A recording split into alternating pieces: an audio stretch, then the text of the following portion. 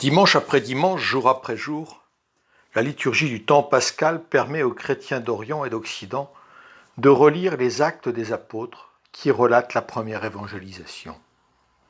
Ces textes, fondateurs de notre Église, nous rappellent l'origine des églises orientales et l'histoire des premiers chrétiens ancêtres des chrétiens d'Orient. Ceux-là même qui nous ont évangélisés.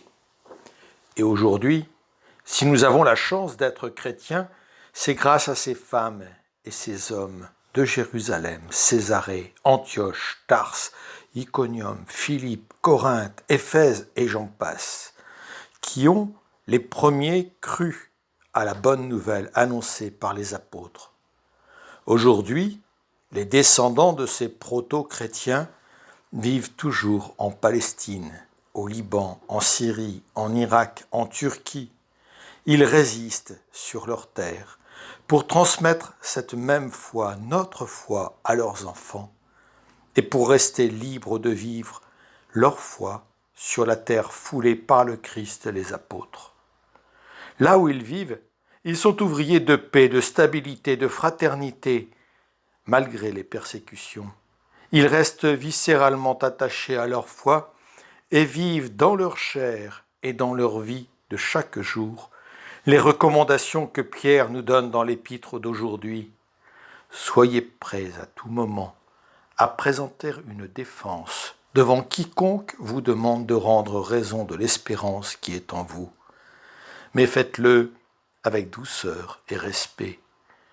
Et beaucoup d'entre eux ont souffert en faisant le bien plutôt qu'en faisant le mal.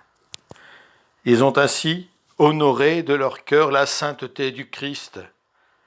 Ils sont exemplaires pour nous et devraient par leur exemple nous tirer de notre léthargie qui nous fait et nous faire quitter nos vies médiocres pour enfin les tirer vers notre Dieu d'amour. Si vous m'aimez, vous garderez mes commandements, nous dit Jésus aujourd'hui. Et le commandement nouveau que Jésus nous donne est de nous aimer les uns les autres comme il nous a aimés. Le Christ est notre maître en amour. Il nous a aimés jusqu'à la mort. Nombre de chrétiens d'Orient sont morts à cause de leur amour du Christ. Nous devons nous aussi aimer nos frères, aimer le monde. Resterions-nous inactifs ? Alors, frères et sœurs, par respect pour ceux qui sont morts au nom de leur foi, par obéissance aux enseignements du Christ, ouvrons le spectre des possibles et ne restons pas repliés sur nous-mêmes. Nous avons de grands défis à relever avec la pandémie qui change et va changer beaucoup de choses dans nos façons d'être et de vivre. Mais justement, c'est lorsque des changements importants s'opèrent qu'il nous faut, nous, chrétiens d'Orient et d'Occident, être présents, visibles, actifs et crédibles par des actions et des propositions qui changent le monde.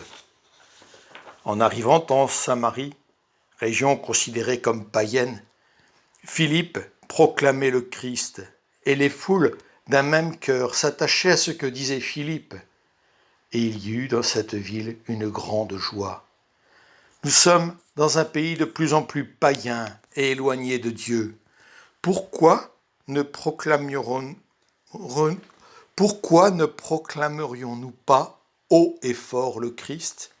Si nous le proclamons dans des vies justes et belles, nos frères reconnaîtront l'action de Dieu et la joie, la vraie joie, celle qui sauve, les gardera. C'est là notre défi.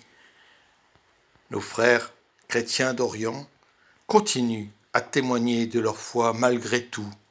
Ne pas les soutenir par notre propre engagement envers eux et par notre propre engagement en tant que chrétiens dans la société où nous vivons serait les renier. Amen.